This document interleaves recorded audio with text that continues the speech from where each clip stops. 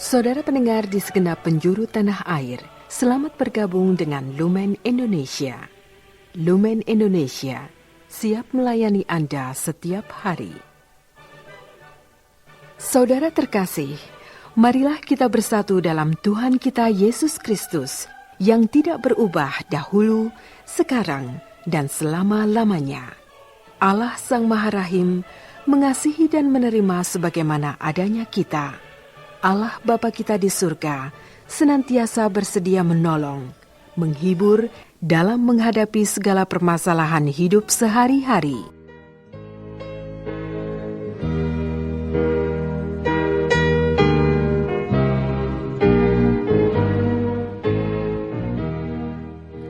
Saudara-saudari, marilah kita mendengarkan renungan dengan judul Jangan Takut.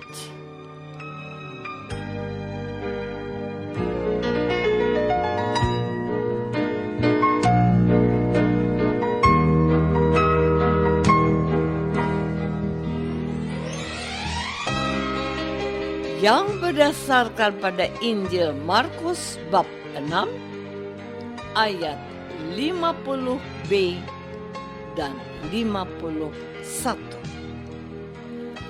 Tetapi segera ia berkata kepada mereka, "Tenanglah, aku ini, jangan takut." Lalu ia naik ke perahu mendapatkan mereka, dan angin pun redah. Mereka sangat tercengang dan bingung.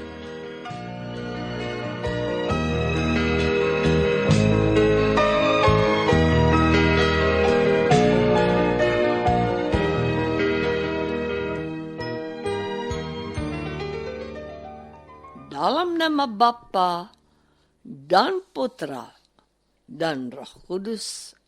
Amin. Saudara-saudari terkasih dalam nama Tuhan Yesus Kristus. Tentu setiap orang pernah merasakan takut dalam hidupnya. Masalahnya, rasa takut setiap orang pasti tidak sama. Rasa takut terkadang diartikan sebagai fobia atau orang yang takut melihat api. Ada yang takut melihat kalajengking. Ada yang takut melihat buah rambutan. Namun, rasa takut juga tidak sekedar fobia, melainkan adanya situasi yang berada di hadapan kita. Seseorang begitu takut karena tidak bisa menolong orang kesayangannya karena dia sendiri memiliki keterbatasan. Ketika rumah itu terbakar, ayahnya terbaring sakit. Sedang dia sendiri memiliki keterbatasan karena menderita lumpuh. Ia hanya bisa berteriak minta tolong.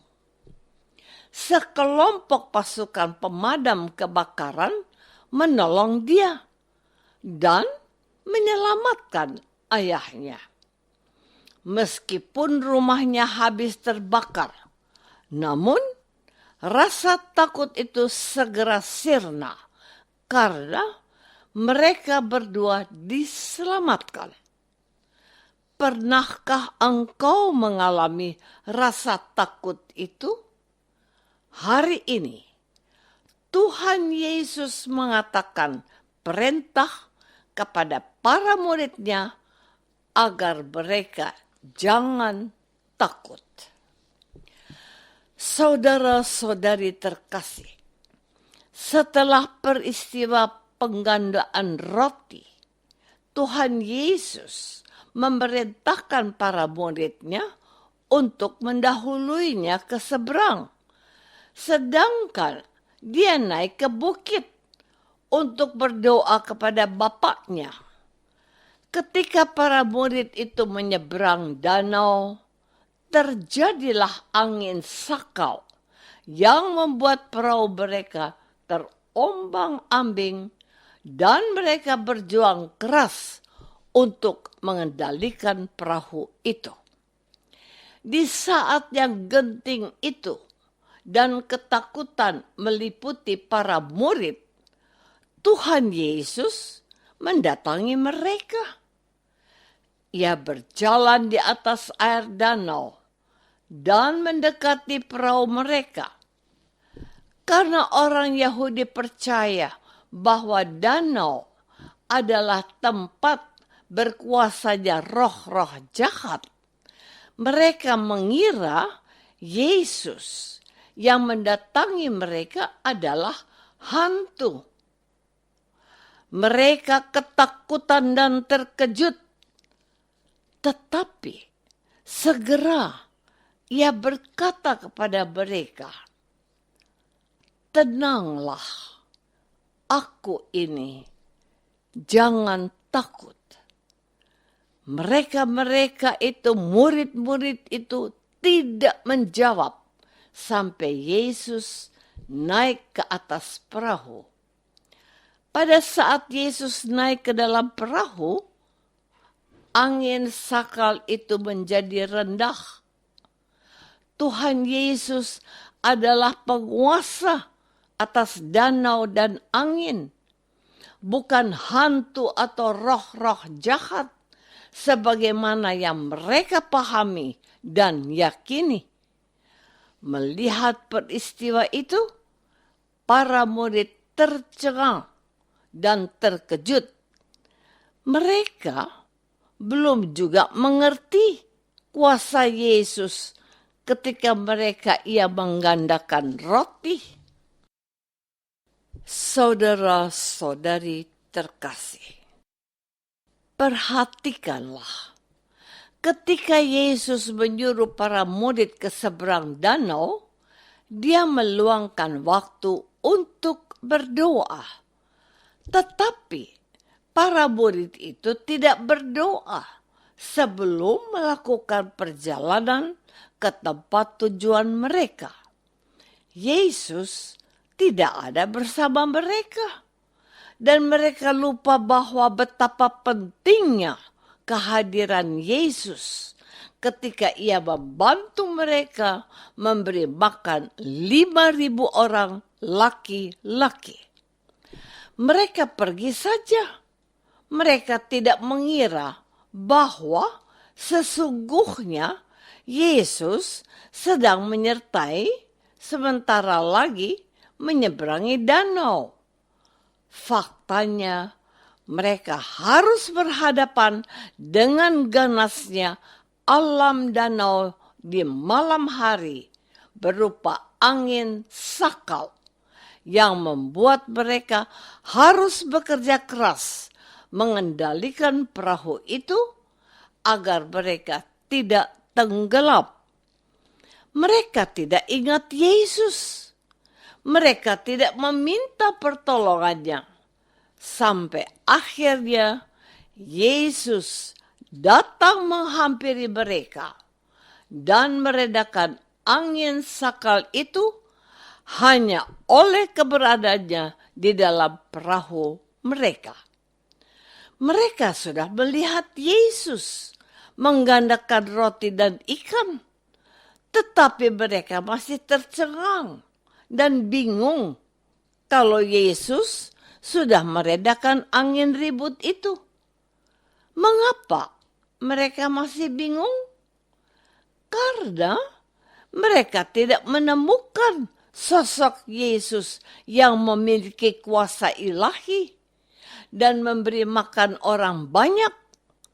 Bahkan ketika angin yang menakutkan itu reda oleh hadiratnya, mereka pun tidak paham siapa Yesus yang mereka ikuti selama ini. Ternyata mengikuti Yesus dari dekat, mendengarkan firman-Nya, dan melihat kuasanya yang sanggup memberi makan 5.000 orang dari 5 roti dan 2 ikan, itu semua tidak sanggup membuka mata dan telinga serta hati para murid. Punya mata, tetapi tidak melihat.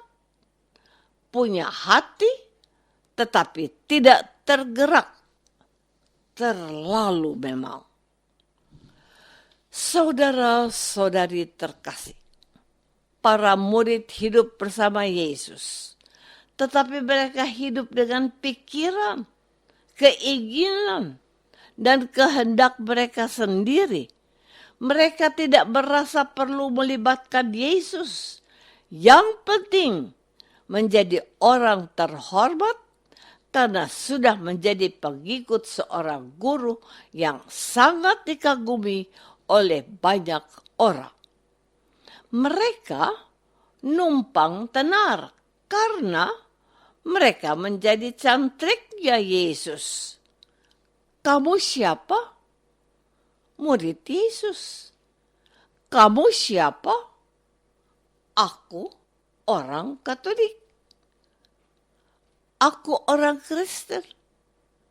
Itulah kebanggaan kita karena selama ini sudah percaya kepada Yesus sebagai Tuhan dan Juru Selamat kita.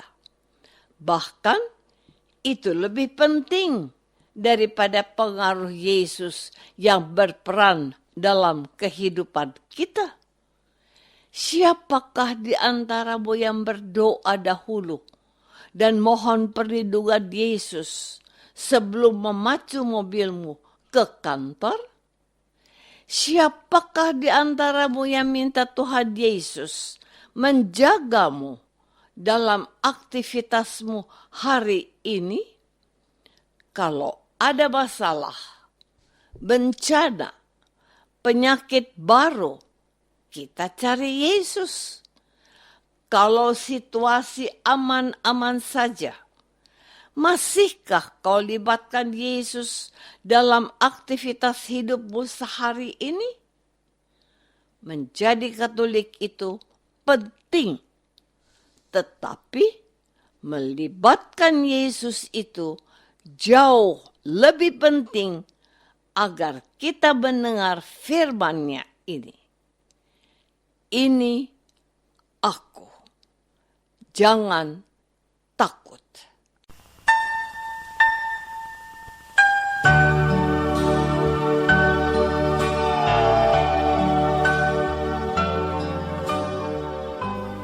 Saudara terkasih, marilah kita masuk dalam saat hening sejenak untuk meresapkan renungan yang baru saja kita dengar bersama dalam kehidupan iman kita masing-masing.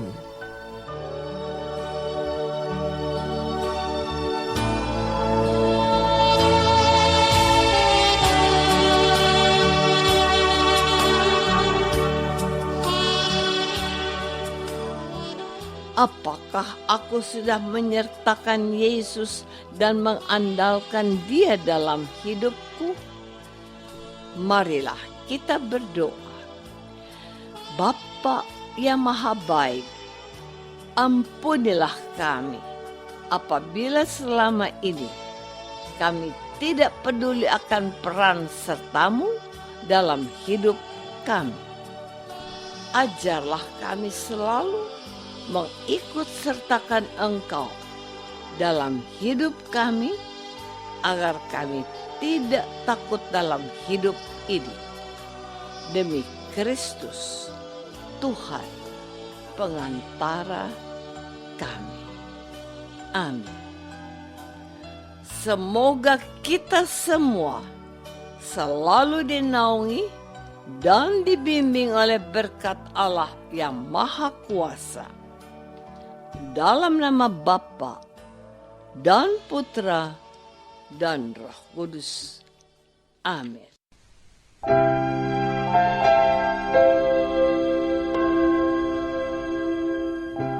Segenap pengurus Lumen Cahaya Indonesia mengucapkan Selamat Natal 2025 dan Tahun Baru 2026. Semoga Tuhan Yesus senantiasa memberkati kita semua. Amin.